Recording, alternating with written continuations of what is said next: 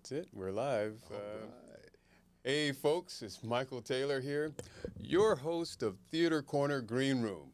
And we're coming to you from Bankers Hill, a studio in Bankers Hill. And we're here with my co-host, Kathryn Smith-McGlynn. And we have, before we get started, we have to acknowledge our very generous sponsors. And that is Workaholic Cold Brew made by the Mental Bar. Modern coffee for the modern achiever. Oh, man. He loves doing that every time. That's got to be a good coffee. That's got to be a good coffee because it sounds good.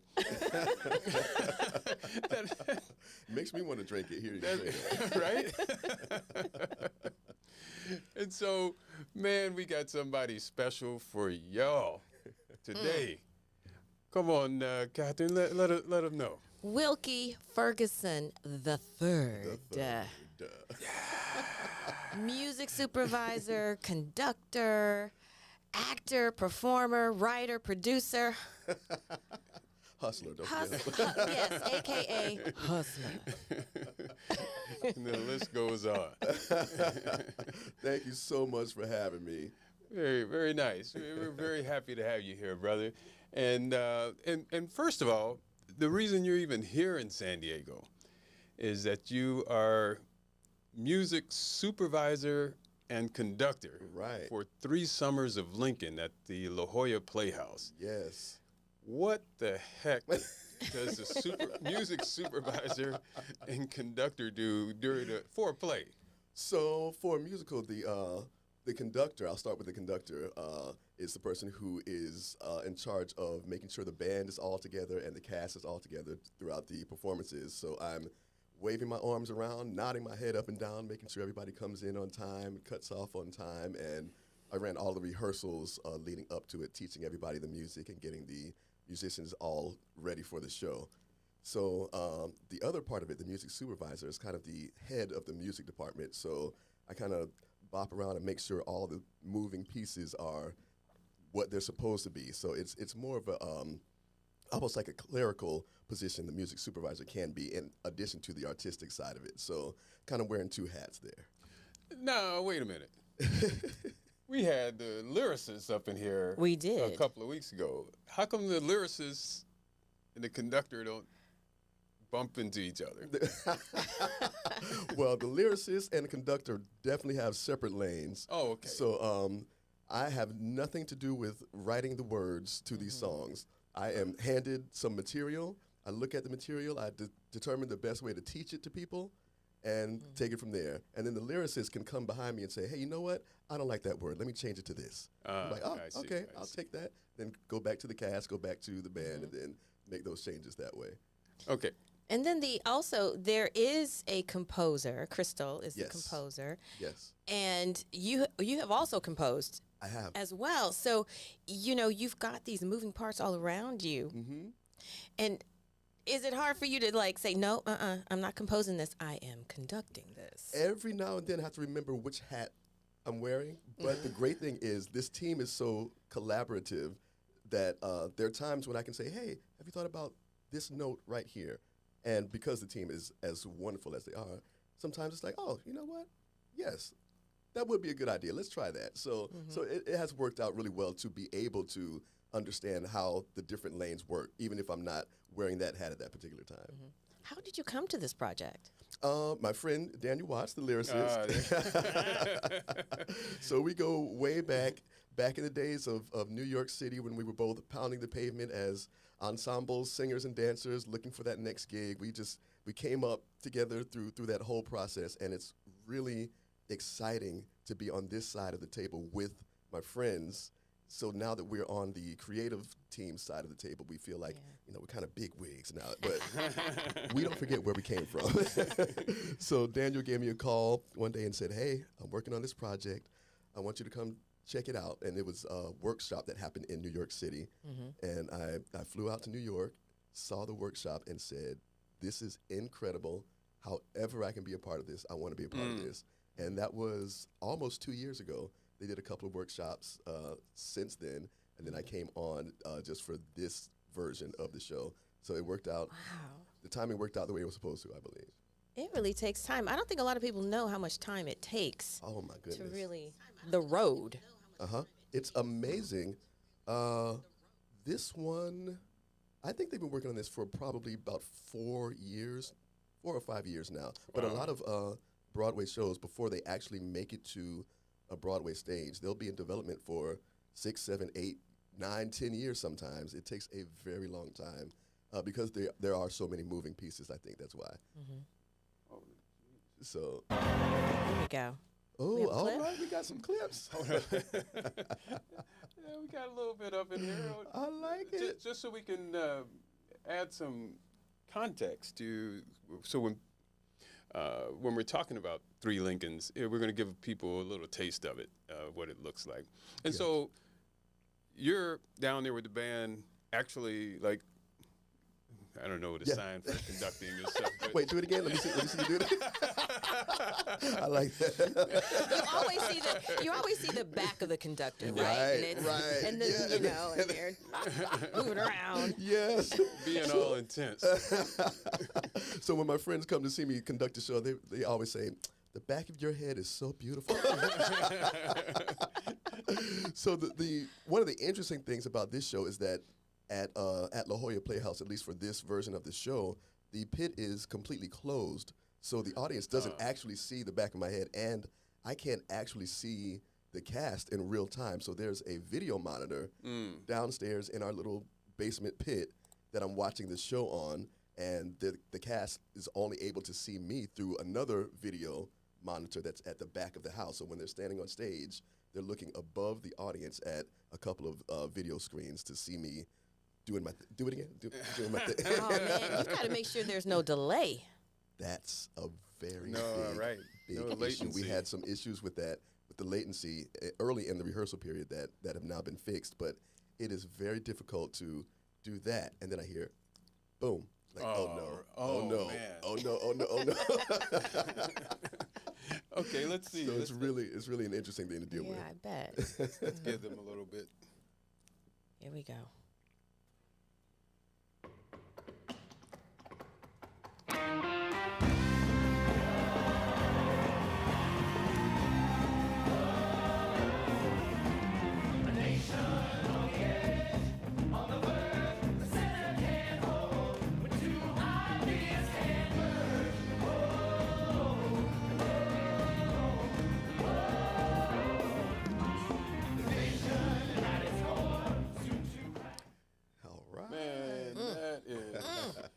That is banging. It's so good. The music is so good. The story is so good. It's just an exciting project to be a part of. It's really amazing. I saw it last night, and it was, and I happened to sit next to the producer. Okay. Yes, and he said, "Are you wearing socks?" And I said, "Yes." Where is this going? He said, "Well, by the end of the show." You know. That sounds like Alan. Was that Alan? Yes, it was. It's going to knock your socks off. And sure enough, by the end, I was like, I could have sworn I wore socks. That's good. I'm going to write that one down. Are you wearing socks? That's good. That's very good. So that's great. You got a chance to see it last night. Fantastic. Yeah, it was phenomenal. Wow. I'm so glad to hear it. Yeah. So glad to hear it. And so here's some imagery from this piece. And so when you're down there looking at it on the monitor, how are you, I mean, as an actor yourself, you're trapped into this, where all of this creativity and performance is happening right above you. How do you contain yourself? You know, I mean, that's it's a lot, hard. you know? It's hard, but I think the thing that contains me the most is knowing how many moving pieces I'm in charge of at every moment, and just a second of lapse, the whole show will be off the rails. There's so much going on down there. As a conductor, there's obviously a lot to do with keeping the band together and the cast together. But for this particular production, there's a program that this is my first time actually using called Ableton, and Ableton is a program that runs a click track and some backing tracks along with, like, some enhancement along with the live musicians, and it attaches to the lighting and projection cues. So what I'm responsible for while I'm playing the piano and conducting with my head, with my left foot, there's a little pedal that I have to click, very specific at very specific times in the show to latch onto some of the very quick lighting and projection cues that are happening within songs. Wait a minute. See, I missed Wait a minute. Did you miss the missed piano that part too. Yeah. I was thinking, I'm going to ask this brother, because I know he plays piano. I was going to ask him, to be silly, are you playing an instrument at the same time you're conducting? But Oh, yeah. You don't usually see that. It's a lot. Isn't that some Quincy Jones stuff? That is. Hey, I'll take it. That's good. Back on the block. Back on the block. So it is a lot. My neck is tired because most of the conducting happens like this because my hands are occupied. Holy jeez. And my left foot is working over here, and then my right foot is changing instrument sounds on the keyboard, because the keyboard will be, sometimes it needs to sound like a piano, sometimes it needs to sound like a celeste or some strings or an organ. So And within the songs, that's happening. And as you're saying that, I remember there are so many different genres that you're flipping, from country to rock to R&B to. Right. As a conductor and a performer, how do you make sense of all of that in terms of not just yourself, but the artist that you're conducting? It is, I think one of the really incredible things about the piece is that there are so many different genres, as you said, but it feels cohesive when it's all together. It does feel like one sound. If starting at the beginning of the show, going to the end of the show, it feels like one sound. So that can help, in addition to each character kind of has their own sound within the piece. So I know when, for instance, when George B. McClellan walks on stage, I know what that feel is. Yes, He has a specific feel, and Frederick Douglass has a completely different feel from that. He's very grandiose, very big orchestral sound. So it actually does help to look at the screen and see the person walking on stage. Like, all right, here we go. Okay. So it's a lot of fun. Wow. And I told Q, this is Q Darrington, who's playing Frederick Douglass. I told him, you have the best wig in the show. That hair looks amazing. It's right on, too. That wig is right on screaming point. power. It does scream power.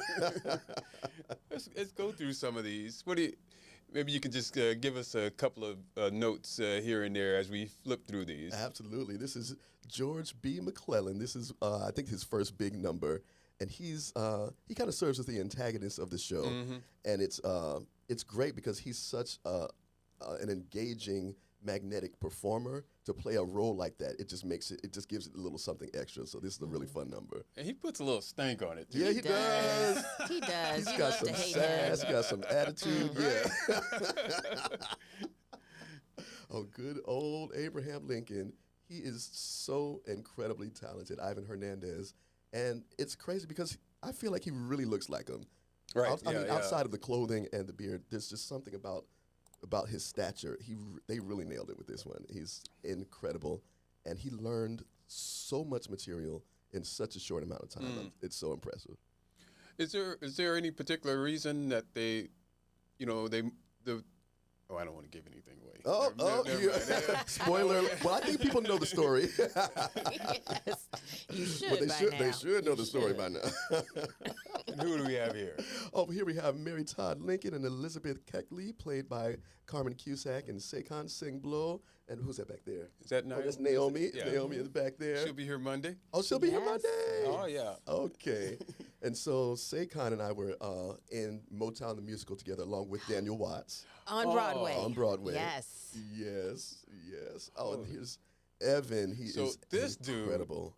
This dude right here is absolutely incredible. I mean, to have that image be the first thing that you see, right, is so powerful.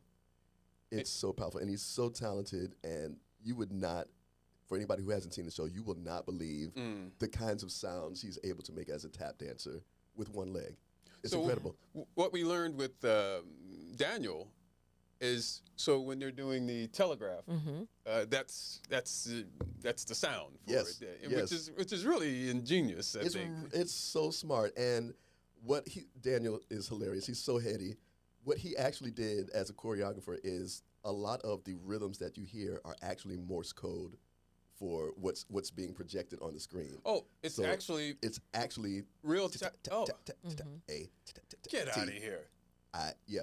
And does that, you know what? And does that, since it is staccato, and is that part of your conducting as well? Conducting that a little bit, that sound? I'm not. I will not take any credit for the sounds that the tap dancers are making. Okay. My job is to keep everybody together underneath It. to Okay. support. So you're layering it. Exactly. Okay. Exactly. So he's doing his thing, and I'm like, go for it. All right, y'all, here we go. Okay. So when I see stuff like this on the stage during the play, I always think about behind the scenes and like what kind of conversations could have taken place, like rehearsal or, in the rehearsal room, about the slavery part. I mean, you could feel the frustration sitting in the audience. These guys, wanting to go to fight and couldn't go to fight, and then they do go to fight. I mean, they're treated unfairly. Right. Is there any conversations that break out on this topic? Oh, yes. There have been a lot of conversations about it. Obviously, it's a very racially sensitive piece based on real life history, but also present. And a lot of the conversations that happened in the room were linking who we are today and where we are today to where we came from. And a lot of the conversations were how far we have not come. Yeah. Right. So this is a very personal thing for especially the black people in the company, because these are struggles that we are still dealing with today. Yeah. And it can be a very heavy emotional thing to deal with as a performer and as a person. So there were a lot of talks. And a shout out to Ann C. James. Right. Which is relatively new in the past 4 years, that type of position. Right. Usually called intimacy coordinator. She was the sensitivity specialist. I think. Yes. And how was that working with Ann and getting everyone on that page and having that kind of a, backup? Yes. So I'm old school. And they said, "Oh, this is the sensitivity specialist." And me and some of the older people were like, "Oh, Lord, here we go with this new age, whatever, blah, blah, blah." A week later, I'm in her face crying. I need somebody to talk to about my feelings. So it was so good to have her in the room, to have some outlet for these specific things that we just didn't for so many years in the industry, and to have that person be a woman of color, so she understood a lot of things that we were dealing with without us having to explain. And a lot of times for us, having to explain can be exhausting. Right. And we didn't have to. So Ann James, I absolutely love Ann James. It was great having her. This brother. Oh, yeah. This brother right he's here. great. Jam, John Andrew Morrison. He is so good. He's so good in that role. And so for people that haven't seen the play, could you explain his role? He plays William, who is Abraham Lincoln's, what is the actual term? He wasn't a butler. He was... He was like not a chauffeur. Because he would lay out his dress. Right. Like, let's just say personal assistant. Okay, we'll say that. I know that's not the technical term, but Right. he was serving as, Abraham Lincoln's right-hand man. And to watch John Andrew Morrison, navigate what that meant both as a black man and as a person who is supposed to be kind of a confidant, but maybe not say too much to, this is the president of the United States. And there are a lot of tricky moments that the character has to navigate. And the way he does it is absolutely brilliant and beautiful.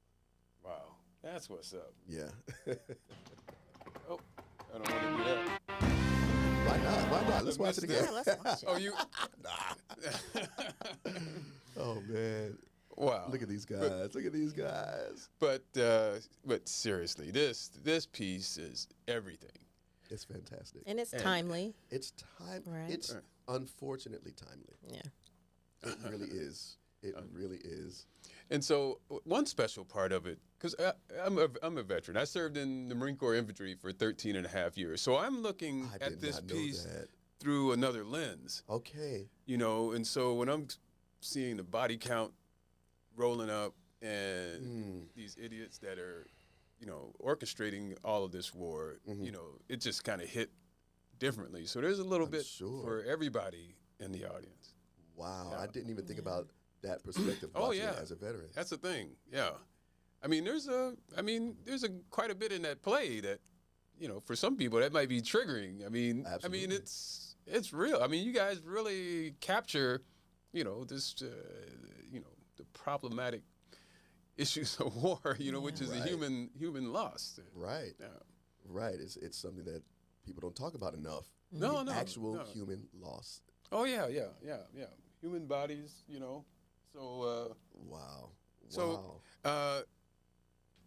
3 Summers of Lincoln has been extended to April 6th. April 6th. So come check us out between now and April 6th. By popular demand, we have been extended.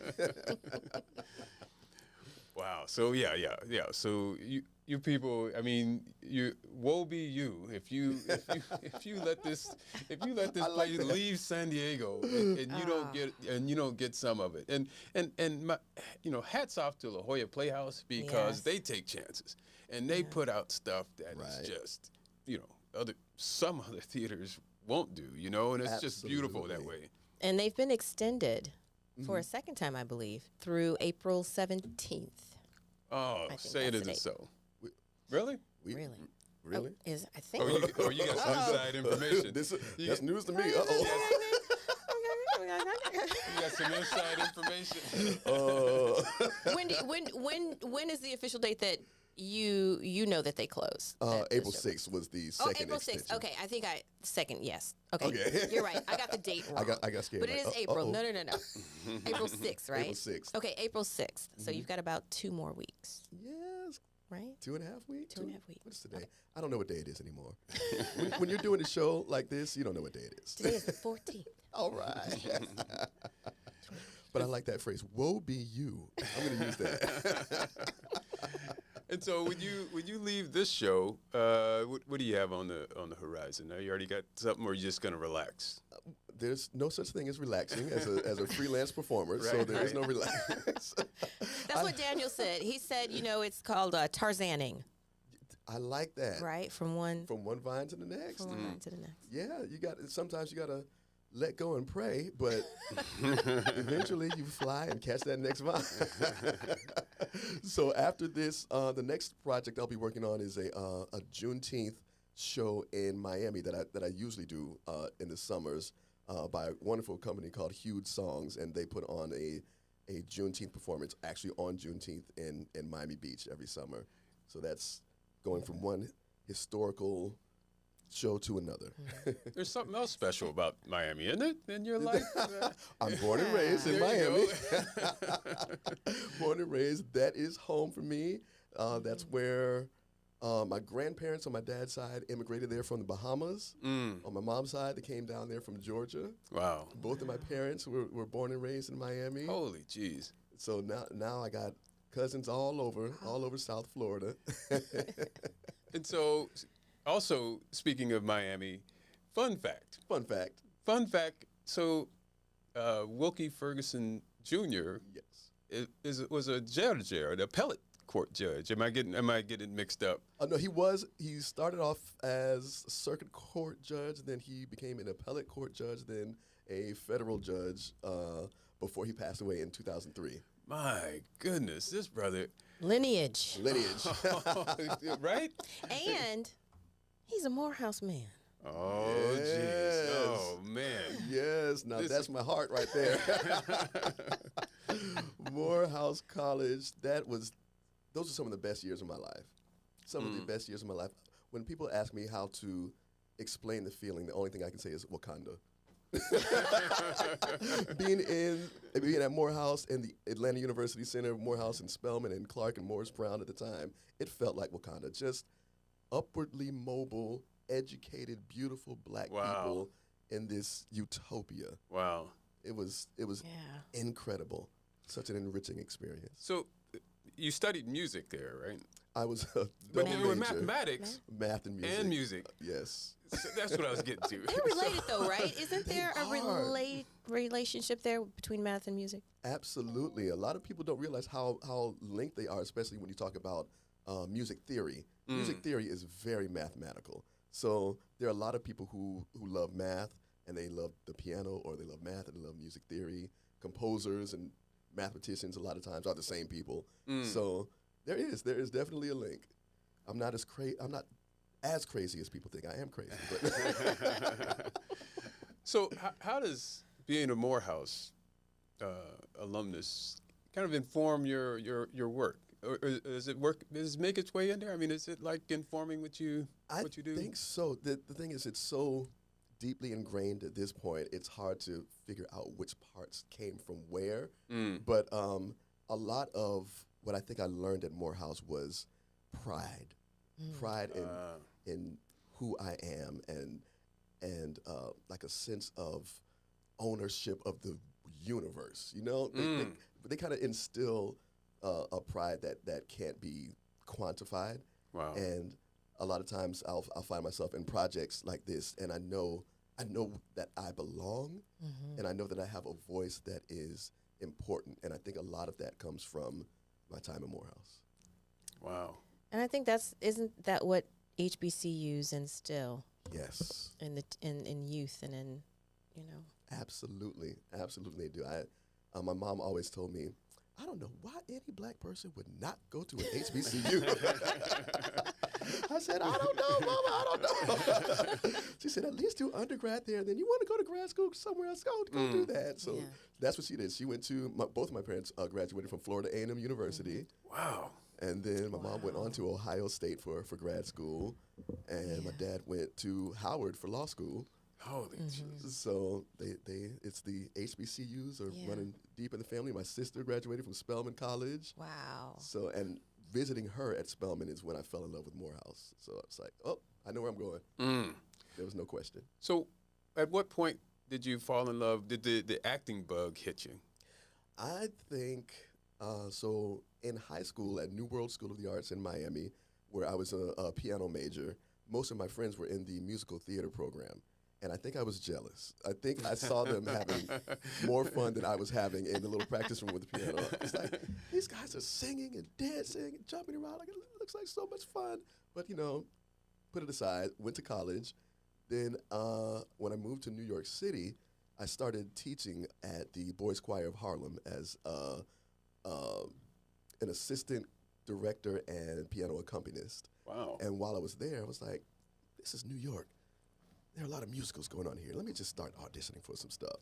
And I started auditioning, started taking dance classes, and kind of figured out the pathway over. It was probably a year of just bouncing around trying to figure stuff out. And then I started to book musical theater, and then that was it. I never looked back. Incredible. That's what's up. So what's going on here? What's going on? This is Jelly's Last Jam. You damn right it is. At Pasadena Playhouse. This production was such an incredible experience. I had such a good time with that. Pasadena Playhouse is a wonderful place to work. This was my fourth show there with them, and my first time ever doing Jelly's Last Jam. So playing this role was, Jack the Bear, was incredible. And so you did this when Sheldon Epps was at the helm at Pasadena Playhouse? No, Sheldon was already gone by this point. This okay, was okay. Last summer. So Sheldon was already gone. Oh, this is very recent. is very recent. Oh, geez. And so you also did this at Ebony Repertory Theater. I did Ain't Misbehaving at Ebony Rep. Oh, wait a minute. Okay. Oh, I'm sorry. Okay, because it looks almost the same dress. And, Right. 'cause you wore suits and Yeah, it's Ain't like Misbehaving. Same time period almost. Yeah. Jelly's Last Jam. And so Ain't Misbehaving. that's where I've seen you perform for the first time. At Ebony Rep. At Ebony Repertory Theater in Ren T. Brown's house. Ren T. Brown. I love me some Ren Brown. Shout out to Ren. Shout out to Ren. Man. And so from start to finish, it's just that play is just moving, and you guys. Good. And you guys had the right folks up in there on the stage too. That cast was so talented. That cast was so talented, and the show is so good. 1978, I believe, it premiered on Broadway. You know, with Nell Carter and the whole cast, and it still holds up. It still holds up. There's something that's so satisfying about a musical review.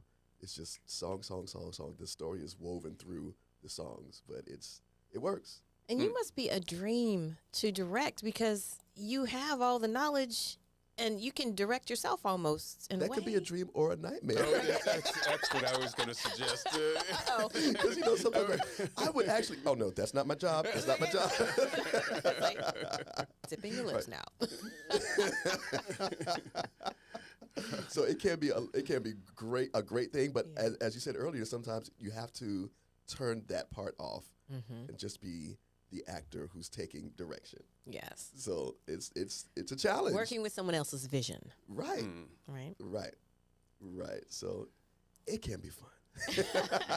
I want to know the Trident. I'm Oh, my seeing goodness. a picture with you and Trident. Yes. Please. So Yes. this was The Little Mermaid at Slow Burn Theater Company in Fort Lauderdale, Florida. This was I think 3 years ago, 2 or 3 years ago. I was King Triton in The Little Mermaid. So the funny thing about this production, this theater for this production didn't use a live band. They used tracks that they leased from Disney, that they licensed from Disney. So the musical director only had to teach the music, and then they were gone. So the owner of the theater company said, "Hey, you want to be the musical director and play the role?" I said, "Sure, why not?" So I was a musical director for the show and playing King Triton. Incredible. So did singing come before acting, or acting become before singing? I mean, like really getting serious with it. Definitely singing came first because music came first. When I was 3 is when I started playing the piano. 3. Oh, 3. So you were like Nina Simone. I could never. Wow. That's growing up in a house with a judge as a father. Right. I mean, I could imagine. The funny thing is, he was the pianist of the house. Oh, really? My dad played the piano. My grandmother was a piano teacher. My uncles and cousins and aunts all played in the church. So That goes in line with if your dad's a judge or your dad's a minister. right. Kind of this, Yep. right? Yep. So I don't remember, there was no life before music. Like I was born into a household of music and everybody was playing instruments. So it was just, I learned to read music and English at about the same time. Music and English at the same time. Yeah. It was just there. We can't go further without doing a shout out. We got to give a shout out to. They're giving face. Y'all giving face up in a here. shout out to Tommy. Tommy Hobson. Tommy, we see you, brother. Hi, And Tommy. Thank you for making this happen. Actually, you know. That is I love this picture. So, Tommy, my partner of 19 years, Wow. was on a show on Nickelodeon called That Girl Lele. All right. Yep. And the funny story is I got this random audition in my inbox. And I was like, what is this? And I opened it and it said, you have an audition for That Girl Lele. And I went to Tommy. I was like, did you tell them? He was like, I have no idea. First of all, they don't tell us the episodes that are coming up. So this material that I had, he had never seen before. He didn't tell them about me. So I went ahead and did the audition, and he was my helper, my reader off screen. Yeah. And the role he was reading was his actual role on the show. Oh, that's funny. So I went and I submitted this audition to the casting director, and the casting director said, God, that guy sounds so much like Tommy. So it wasn't until after the fact, until I booked the role, that she figured out that we were partners. And then we shot this episode, and it was hilarious. Tommy's a good dude. God. Oh, he's fine. He'll do for now, you know. Ball and chain. Ball and chain. So, and he was on Theater Corner last season. Yes, See, he was on season 3. He rolled up in the house. You know, love it. It was a fun time. I appreciate that, brother. Yeah. Oh, Tommy. That episode was so silly. I played a martial arts instructor, but the name of the martial art was kick-rate. Not karate. Oh, kick-rate. So I had a lot of fun being very silly. And so that's television. So what's your? I know like theater is your foundation, but you've done some film and television. So what is what's the difference for you? What is the difference for me? I think the main difference is TV and film pay more. Thanks for keeping it real. Listen, right. Theater is my heart. Theater is my home. But after one episode of this, I was like, no, wait a minute. Right. And I told Tommy when he got home, I said, you better not ever complain when you get home after I've been in tech rehearsals for 17 hours. No, I had so much fun doing this. One of the interesting things dealing with acting for the screen is that there's not that immediate reaction. There's not that instant gratification. There you you can't go. There you feel, go. Yeah. okay, was that funny? Was it not?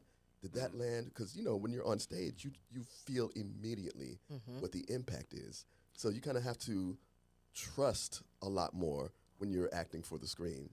Even if that impact is that you bombed. Exactly. But you can cut that out. You're right. I could go back and say, hey, editor, No, get I rid mean, of in that the one. theater, I mean, it's... if you bomb. Yeah, yeah. Absolutely. Yeah. Sometimes you hear crickets when you thought this was a big joke that was going to bring the house down. Right. right. But the great thing about theater is that usually there's another opportunity tomorrow. That's right. And you can change it in the moment. Yes, you can. Yes, you can. Yeah. And Theater's even alive. improvise if you happen to forget your line or something like that. What's a good forget your line story? Oh, my goodness. I have about 50 of those. And how you recovered. How you recovered were smooth and nobody knew. I won't say that there were always instances where nobody knew, but my goodness, good line. Actually, before a line forgetting, I have a good theater nightmare story. So this was in Motown the musical, and I was in the ensemble, but I was also a swing, so I had to cover 13 other people in the show, and at any given time, I had to be any number of people, and every day was different. Every single day was something different. So there was one day I had to go back and forth between a couple of characters who were out sick that day, and I was finishing one scene on stage, and I was walking off, and the costume department was throwing another costume at me. Said, "You're already late for the next scene." And I was like, "But I'm still on stage for the whatever." So I had to look at the costume to figure out who I was supposed to be in that moment. I was like, "Who is this?" Okay, this looks like Martin Luther King. For some reason, Martin Luther King was in Motown musical. So I said, "Okay." So I'm running up the stairs, and I'm putting on this Martin Luther King suit. There's a little mustache I had to stick on. I was, getting ready. And because I was late, the curtain was already rising for the scene. So the curtain was about halfway up, and I was still in my underwear Oh, geez. on the stage on Broadway. I was it was crazy. Did you try to make it like it was intentional? I just very quickly gathered myself and hoped that only the first couple of rows saw. Oh, man. Live theater. It's a live theater. Nothing like it. There's nothing like it. That's what's up. So, what is this all about, brother? Spamilton. Is there a typo up there? There is absolutely not a typo up there. So Spamilton the musical is obviously a spoof of Hamilton. Mm-hmm. The creator of this was so brilliant. He wrote a whole, I think it's about a 70-minute show with just a piano and a cast of 5 or 6 people. And it's a spoof of Hamilton. And they start at the beginning, and they really make fun of the show and the actors in the show in a way that is like a love letter to the show. So this ran at the Kirk Douglas Theater while Hamilton was running across town at the Pantages Theater. And so the marketing was, if you can't get tickets to Hamilton, come see Hamilton. And the run was sold out. It was sold out at the Kirk Douglas Theater. So it was just silly fun. And you're playing what role? Aaron Burr. Aaron Burr. Well, actually, the Leslie Odom. Right. Character. The actual, the way it was listed is Leslie Odom as Aaron Burr is the character I was playing. Holy jeez. Fantastic, man. That's the business. It's the business. And so do you write anything? Are you also undercover playwright as well, or what? I would not say playwright. Lyrics and words are not my thing. Music is my thing. So I would say I'm a composer and an orchestrator more so than a playwright. The one original project I've worked on is a musical review of all 80s pop songs that I took and reorchestrated for a jazz band. And it's called Take On Me. And we've had a few runs of the show. We did one in New York, one in LA, one in Miami. And, you know, growing up in the 80s, Yes, I have Gen X. Gen X. I have a love for 80s music. So it was a lot of fun to work on. Little aha in there, little Aha, little Cyndi Lauper, George Michael, Boy George, MJ, JJ, all of them. We did all of them. So it was a lot of fun to work on. What's up with Wilkie the dancer? Wilkie the dance. Oh, this was my my dance captain duties. So this was Fetch Clay Make Man that ran at the Kirk Douglas also, and it was directed by Debbie Allen, and that was an absolutely incredible experience. Just being directed by Debbie Allen. Just being in the room with Debbie Allen is quite something. It is. She's on Theater Corner season 1. Is she? And so, he interviewed her in her office. Okay. At the studio. No, at the studio. She was directing Grey's Anatomy. Of course. In between scenes, she would come in. Yep. And we would do the interview. Yep. She's fantastic. She worked us in. You know, she's everything. She really is. And I am convinced that there are either two of her, or she never sleeps. Oh, right. One has to be true. Yes. She is absolutely incredible. And like you said, she can be doing 5 things at one time. Right. While she was directing this show, she was directing Grey's Anatomy. Yeah. So she would be in rehearsals with us during the day, and then Grey's Anatomy, and then she would go teach at her dance academy. Which they have a fairly new location in Mid-City. Building, yeah. Right, it's a beautiful building. Oh, it's state-of-the-art. It is just gorgeous. It is absolutely beautiful. And after this show, she found out, because this show was a straight play, no music, no dance. Well, there was one character who played Step and Fetch It, and he had like a little tap routine that he had to do. And Debbie found out that I do musical theater. She said, "Oh." And then took me right on in, and I was teaching at her school before this production was over. So she pulled me right in, and so I taught for that summer there, and then I taught the next summer at her school. So she decided that I was going to be the dance captain and work with Edwin on his choreography. And you taught tap at the school? I taught musical theater. Okay. Yes. Oh my goodness! At the new location or the old location? The new location. Okay. The brand new, state of the art Debbie Allen Dance Academy. And I think she's. We're gonna have to take this back on the road. We're gonna have to go back up to LA. Oh, we're gonna do field trip. We are gonna. Yeah. And go to the dance center. We're gonna do a road trip, LA, and we'll do a series of episodes. Yeah. That's got to happen. Because there's some people that just can't make it down here to San Diego. Right. And so we'll bring it to them. Bring it on up. Bring it on up on the road. You should be on tour. Yeah. The tour of Theater Corner Greenboro. I like it. Woe be you if you miss it. That's right. Woe be you. Yes. Oh, look at this. And so we received this from you. So you can't just be sending stuff. You can't be sending stuff and not explaining it. So this was backstage at the Tony Awards. just before we performed for Porgy and Bess, which I was in on Broadway, and that's with Audra McDonald and Norm Lewis, the stars of the show. And that, I tell people all the time. That's a stank face. Stank face. that was kind of the feeling backstage, where everybody was just silly. Because the show was so grandiose and so heavy and so dark. And then backstage was like, okay, everybody, let's just relax.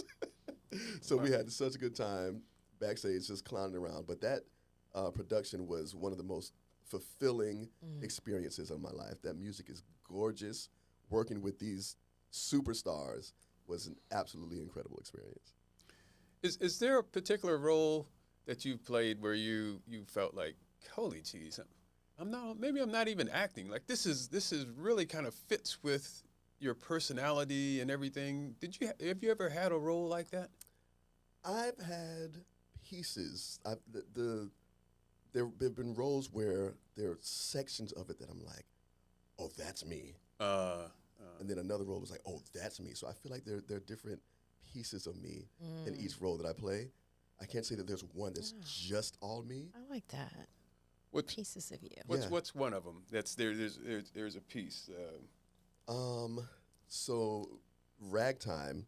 Okay. The show Ragtime and playing the role of Coalhouse Walker. One of the things that was so difficult to deal with playing that role is that there's a lot of racial, tension and trauma associated with it.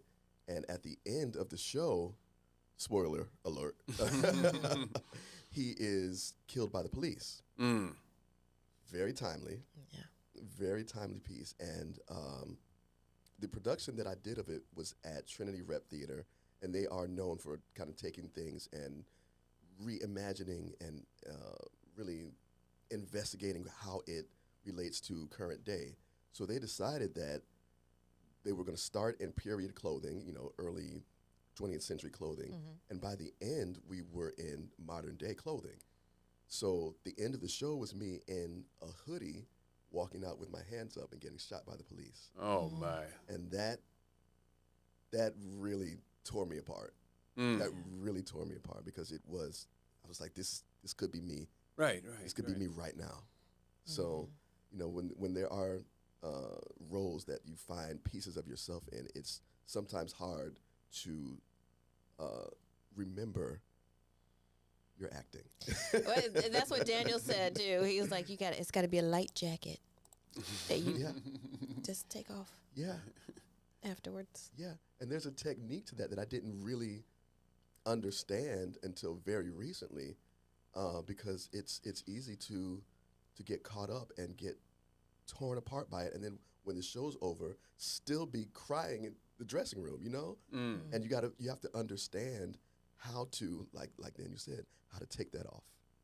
It's a technique. It's an actual process that you have to go through. So people like Anne have been great for that. There was a wonderful intimacy coordinator when I did Jelly's Last Jam.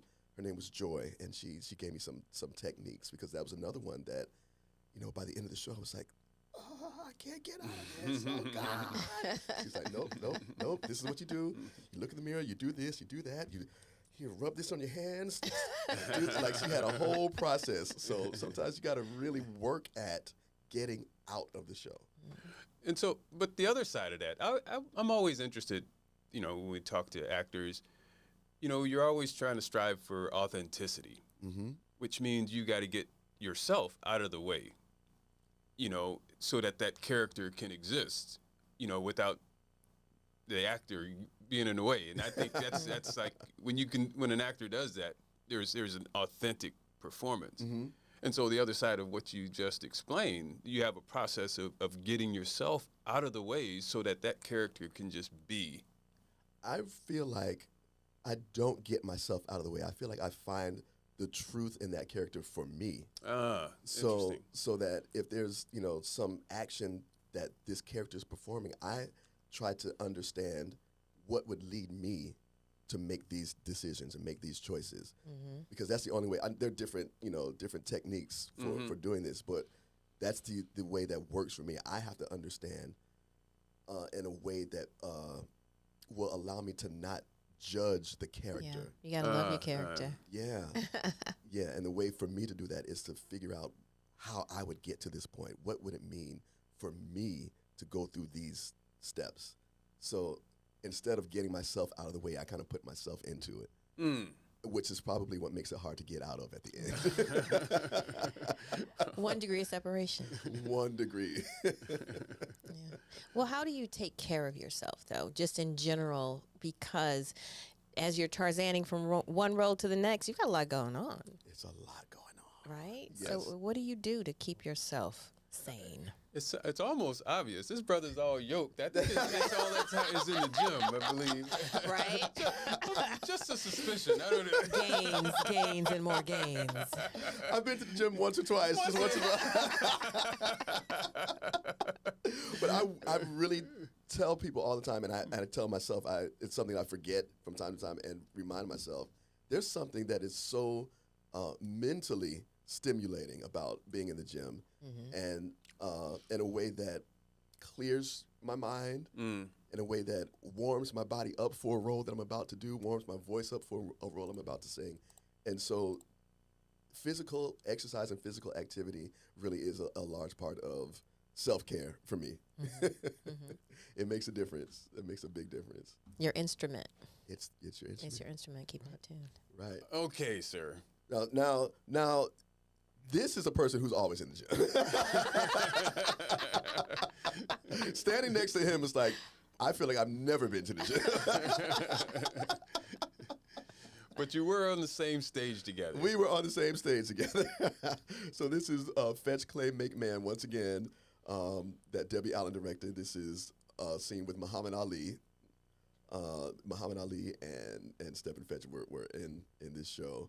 And this guy, Ray, obviously has spent a lot of time in the gym. Ray Fisher, he's an incredible performer. And, you know, this is one of the many scenes where he's intimidating me. Have you ever, I'm trying to remember, have you done a one-person piece, a one-person performance, or is there something you like thinking about doing something like that for yourself? I did one cabaret performance years ago, and it was so exhausting. Like, I'm a collaborator. Please give me other people to work with. I got tired of myself, you know? That's hard. It's a hard thing. That's something that Daniel does all the time. Just that one-man show kind of thing. It's a lot. It is a lot. It was educational. I felt a sense of accomplishment when it was over. But I do prefer collaborating with people. I really do. Yeah, it is a lot to carry. Yeah. Daniel's a special person. He is very special. I attended one of his one-person shows in L.A. Okay. And 90 minutes. Yeah. This brother occupied the stage for 90 minutes straight. It's incredible. While he was doing another show, while he was doing Lights Out at the Geffen. Yep. This brother is like a machine. So we were probably at the same show then, because I went to that one. On opening night. Did he do more than one? I'm talking about his one-man show. Oh, okay, yeah. I can't remember if he did more. I think he only did one performance while he was doing Lights Out. But okay, yeah. So then we were at the same. We were probably at the same show. Oh man. I wasn't there. You weren't there. I was not there. Were you down here in San Diego, or were you? What did he leave you down here? I think he did. That's just rude. Rude. That was. How would you do that? That was pre-COVID. It was. Oh. The before times. Okay. Yeah. The before times. Yeah. I've blanked that all out. Right. I don't know. That was PC. Pre-COVID. Pre-COVID. It really does feel like that was a lifetime ago. When you talk about the pre-COVID days. Oh, Ragtime. This was that production at with the hoodie. Yeah. Trinity Repertory Theater, Providence, Rhode Island. Wow, it looks like you going in right there. And it does not, when you look at that picture, you wouldn't think it was from Ragtime at all. Exactly. Oh, so what's the special approach on that one? This is the one where for Act 2, we were in modern clothing to kind of tie what was happening in the show to what's going on today. Yeah. And this was, hands up, don't shoot is where we kind of ended up by the end of the show, and walking out in that outfit to the sound of gunshots. Oh, jeez. And that took me a minute. And Daniel actually said to me months later, there was something I was going through and I was really upset about something. And he looked at me and he said, "You haven't let that show go yet. That's what's going on inside you right now." And I said, I hate it when you're right. Cole House was walking those streets again. Yeah. Yeah. So you gotta do some work to get out of it sometimes. Wow. And so we're pushing up on the time because you have a performance tonight. And yes, a performance and a put-in rehearsal. So the understudy. It's actually not an understudy rehearsal. Actually, a put-in rehearsal for the standby for Abraham Lincoln is going on Tuesday night. So the full cast is coming in today at 1:00 to do a rehearsal just for him, so he can feel comfortable. So it's going to be an exciting day and an exciting day Tuesday night too. Oh, wonderful! Yeah. Wow, that's what's up. All right, brother. All right. So thank you so much for coming by here to our little humble show, for taking out time because I know you got a lot to do and you got a lot to manage. You got a lot of responsibilities with this show. So thank you from the bottom of our heart. I appreciate you. Thank you so much for having me here. This was so much fun. I love the setup.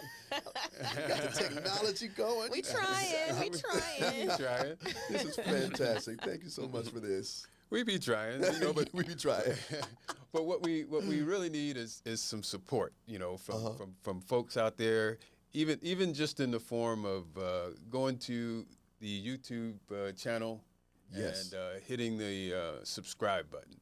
I'm sending this link out to everybody. Yes. Wait until I send this link to my mother. Oh. Everybody in Florida is going to be watching it. Oh man, okay, that's what I'm talking about. That's beautiful because we're climbing the mountain to be the #1 theater video podcast in El Mundo. El Mundo. El Mundo. In El Mundo, world. not just the world. That's El Mundo goes. That goes way big. And so this is what we're trying to do. We're bringing in Black artists. Mm-hmm. While they're performing in whatever they're performing in. That's the special sauce here. Which I cannot do that on Theater Corner on KPBS. It's such a long time before it hits the platform, the television platform. So we get a lot of flexibility here to catch people while they're at the theater and get folks out there to see them. So showing that kind of support. That's fantastic. And while spotlighting our people, Yes. that's the thing, So it's all beautiful all the way around. That is a wonderful thing you're doing. Yes, sir. Giving us a voice and a platform. So thank you. That's it, man. Thank you. And exposure to folks that may not have these productions on their radar. Absolutely. Absolutely. Because as you know, there's a whole group, there's a whole section of people who don't know that these kinds of things are going on. Right, yeah. That, theaters just don't understand how to, extend that outreach to certain communities. Mm-hmm. So thank you. Yes. So click and like, right? Yes. Subscribe. All right, we're just doing our part. I love it. All right, brother. So we're gonna release you from captivity. I would much rather be here than in rehearsal. Trust me. All right, man. Thank you for coming out. Thank you for having me. And keep doing what you're doing, brother. I love the way you represent us. And we see you. And I say we because the ancestors see you too, brother, and they're smiling. Yeah. Okay, Thank you. That's what's up. Lineage. Thank you. I mean that, and so you're making them smile. Yeah. Wow. Thank you. All right, sir. And is that it? Is that? I think we're done. I think we're good. Okay. Yeah. Very good. So again, this show is brought to you by That's right. Mental Bar, Workaholic Cold Brew, Modern Coffee.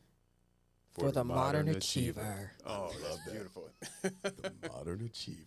All right. Wilkie said it, so let it be right. done. Uh-oh. Wilkie's got to do a promo for us. Then. Oh, hey. Oh, that's right. At the end. See? All right. Okay. Yeah, we'll do it. We'll do We'll do it after the show. We'll do that at the end. Okay. Thanks for reminding me on that. Okay. All right, folks.